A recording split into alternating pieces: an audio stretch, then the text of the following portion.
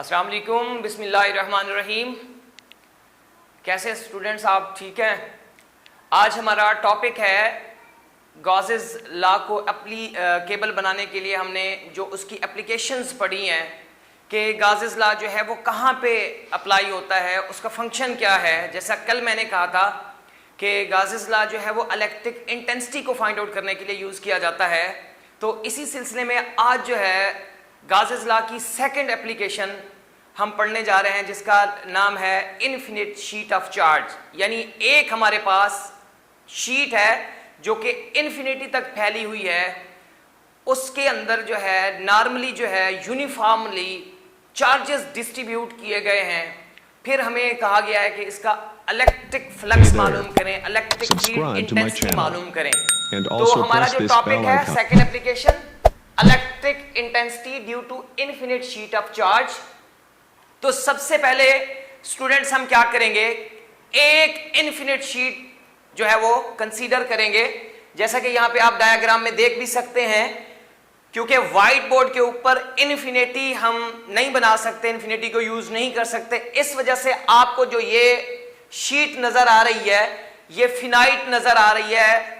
हालांकि in real अगर आप बात करते हैं, जैसा कि हमारे टॉपिक का नाम है कि इन्फिनिटी शीट है, तो ये इन्फिनिटी तक फैली हुई है। अब उसके बाद हम क्या करते हैं कि अगर आपके पास बहुत ज्यादा चार्जेस हैं, नंबर ऑफ चार्जेस डिस्ट्रीब्यूटेड हैं किसी भी सरफेस के ऊपर, तो फिर वहां पे आपको एक टर्म यूज करनी पड़ती है जिसका नाम है सरफेस चार्ज डेंसिटी। अगर एक चार्ज की बात करते तो मान लेते, जैसे Q से हम रिप्रेजेंट कर रहे हैं, बात मानने वाली थी। अब अगर आपके पास नंबर ऑफ चार्जेस हैं तो फिर आपको वहां पे टर्म यूज करनी पड़ती है जिसका नाम है सरफेस चार्ज डेंसिटी। इसी तरह मैंने कुछ यहां पे थ्योरी लिखी हुई है। Consider a plane sheet of infinite extent on which positive charges are uniformly distributed. जैसा कि मैंने कहा कि एक इन्फिनिटी पे हमारी शीट पड़ी हुई है, उस पे जो है पॉजिटिव चार्ज जो है वो यूनिफॉर्मली डिस्ट्रीब्यूटेड है। फिर यहां पे लिखा हुआ है let sigma be the surface charge density of the sheet, यानी शीट की जो सरफेस चार्ज डेंसिटी है उसको हम सिग्मा से रिप्रेजेंट करते हैं, तो सिग्मा आ जाता है is equal to Q over A। अब Q ओवर A का क्या मतलब है कि कितना एरिया है हमारे पास, उस एरिया पे जो है चार्ज डिस्ट्रीब्यूटेड है। अब इसको अगर आप Q को फाइंड आउट करना चाहें तो लिख सकते हैं Q is equal to sigma A। अब नेक्स्ट है हमारे पास, in order to calculate electric intensity at point P close to the sheet imagine a close Gaussian surface. जैसा कि पहले भी पढ़ा हमने कि अगर आपको कहा जाए कि आप इलेक्ट्रिक इंटेंसिटी को फाइंड आउट करें किसी भी पॉइंट के ऊपर, तो फिर हमें क्या करना पड़ता है, सबसे पहले हम एक इमेजिनरी सर्कल यानी एक स्फेरिकल सर्कल कंसीडर करते हैं, जिसको हम कहते हैं कि ये गॉसियन या गॉसियन सरफेस है। तो अब हम क्या करेंगे, इन्फिनिटी शीट के अंदर एक सिलेंडर नुमा गॉसियन सरफेस को क्या करेंगे, पास आउट करवाएंगे। जैसा कि यहां पे आपको नजर भी आ रहा है कि ये आपके पास एक सिलेंडर है, यानी सिलेंड्रिकल शेप है गॉसियन सरफेस की, जो कि इस शीट में से पास कर रहा है। तो यहां पे वही लिखा हुआ है, in the form of a cylinder passing through the sheet whose one flat face contains point P। अब सिंपली समझ लें कि ये आपके पास जो है एक सिलेंडर है, इसे समझ लें कि ये आपकी आर्बिट्ररी, ये स्टूडेंट्स आपकी जो है सिलेंड्रिकल जो है गॉसियन सरफेस है। अब इसके आप अगर यहां से देखें तो आपको इस तरफ अगर देखें तो ये फ्लैट सरफेस नजर आ रहा है, इसी तरह ये भी आपको फ्लैट सरफेस नजर आ रहा है। जबकि अगर इस वाली शेप को देखें, ये जो शेप है तो ये आपको कर्व शेप के अंदर नजर आएगी। मैं और आसान तरीके से आपको समझाने की कोशिश करता हूं। जैसा कि हमारे पास ये देखें, ये डिलाइट का एक डब्बा समझ लें आप, ये देखें, आप समझ लें कि ये सिलेंडर है। अब अगर इस शेप की आप बात करते हैं तो ये शेप आपको कर्व नजर आ रही है, और अगर इस तरफ आप देखते हैं तो ये आपको बिल्कुल फ्लैट, बिल्कुल प्लेन नजर आ रही है। इसी तरह इस वाली जगह पे देखें तो आपको यहां पे भी बिल्कुल ऐसे फ्लैट फेस नजर आ रहा है।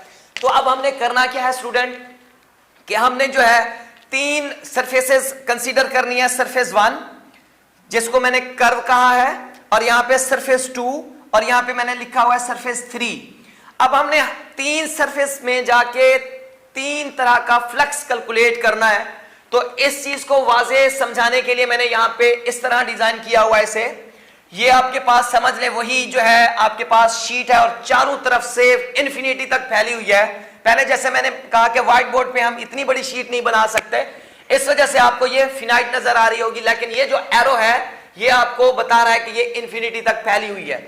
अब ये सिलेंडर इस शीट में से पास कर रहा है। अब जैसा कि पहले कहा कि आपके पास ये जो इलेक्ट्रिक फील्ड है ये क्या होगी, नॉर्मली यानी एक सिमेट्री के तौर पर निकल रही होगी तमाम सरफेस से। तो अब अगर देखें हम कंसीडर करें इस वाली सरफेस को, अब अगर हम यहां पे अपना फ्लक्स कैलकुलेट करें तो समझ लें कि हम फ्लक्स 1 अपना यहां पे कैलकुलेट कर रहे हैं।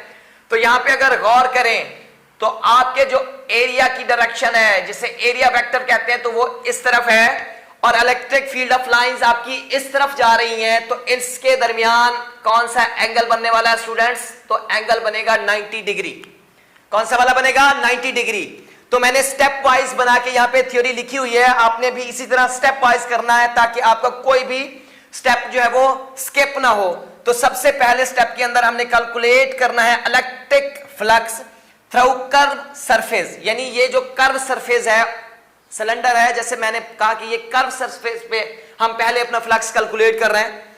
तो यहां पे हम सबसे पहले फ्लक्स को डिफाइन करेंगे। फ्लक्स होता है phi is equal to E dot A, यानी वेक्टर फॉर्म को अगर हम खत्म करें यानी इनका डॉट प्रोडक्ट खत्म करें तो हम यहां पे क्या कौन सा कंपोनेंट यूज करते हैं, कास थीटा।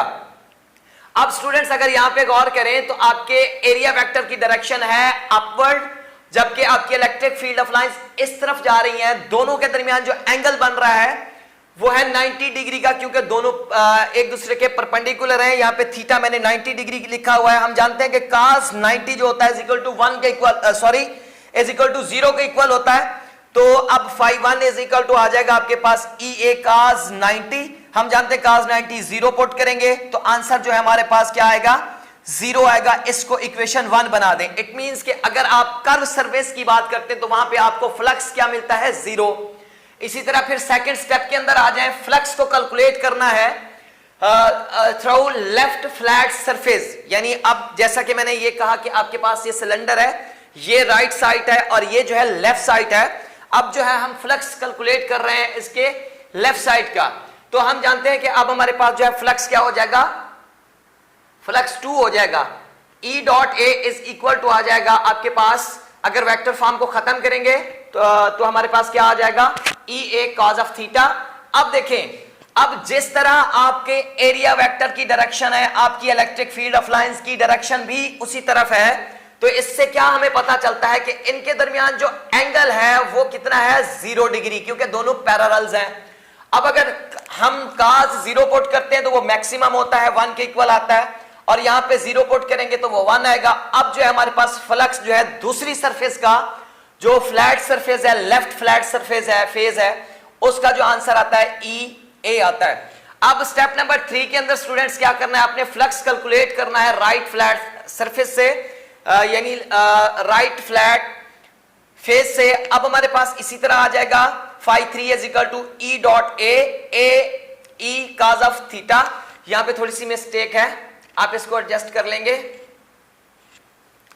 तो यहां पे आएगा हमारे पास E इंटू ए, अब है cos ऑफ थीटा। अब ये जो है अगर फिर दोबारा देखें, जैसा कि मैंने कहा इस तरफ भी फ्लैट सरफेस है और इस तरफ भी फ्लैट सरफेस है, तो यहां पे आप देखें दोनों क्या है, पैरेलल जा रहे हैं, 0 का एंगल बना रहे हैं। तो यहां पे भी हम क्या पुट करेंगे, 0 पुट करेंगे तो हमारे पास आंसर जो है ये दोबारा आ जाएगा। इस तरह यहां पे भी आप इसी तरह लिखेंगे E इंटू ए।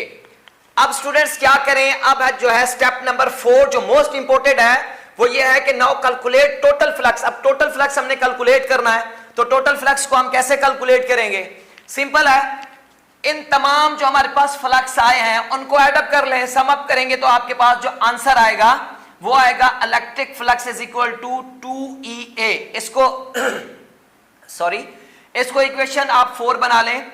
अब जो है स्टेप नंबर 5 के अंदर गॉसेस लॉ जो है उसको आप डिफाइन कर लें। हम जानते हैं Gauss's law is equal to होता है 1 upon epsilon not cross q. अभी हमने यहाँ पे क्यू को डिफाइन किया था कि क्यू अगर आप डिफाइन करना चाहते तो क्यू इज इक्वल टू आता है सिग्मा ए। तो इस क्यू वाली जगह पे अगर सिग्मा ए पुट कर दें तो sigma A over epsilon not आ जाएगा, इक्वेशन 5 बन जाएगी। अब लास्ट स्टेप के अंदर स्टूडेंट आपने क्या करना है, कंपेयर करना है इक्वेशन 4 और 5 को। जब आप कंपेयर करेंगे तो 2EA is equal to sigma A over epsilon not आ जाएगा। अब यहां पे देखें ए से कैंसल आउट हो जाएगा तो यहां पे बचेगा 2E is equal to sigma over epsilon not. अगर 2 को उधर ले जाए तो वो डिवीजन में आ जाएगा, तो अब आ जाएगा आपके पास जो इलेक्ट्रिक इंटेंसिटी है सिग्मा ओवर 2 एप्सिलॉन नॉट, या इसको अगर आप वेक्टर फॉर्म में लिखना चाहते हैं तो लिख सकते हैं सिग्मा ओवर 2 एप्सिलॉन नॉट, और यहां पे कोई यूनिट वेक्टर लगा दें तो आप वेक्टर की फॉर्म में भी इसे रिप्रेजेंट कर सकते हैं। तो ये था स्टूडेंट्स आज का हमारा टॉपिक, सेकंड एप्लीकेशन, जो कि थी हमने electric intensity due to infinite sheet of charge को मालूम करना था। नेक्स्ट लेक्चर के साथ जल्द हाजिर होंगे। अल्लाह हाफिज।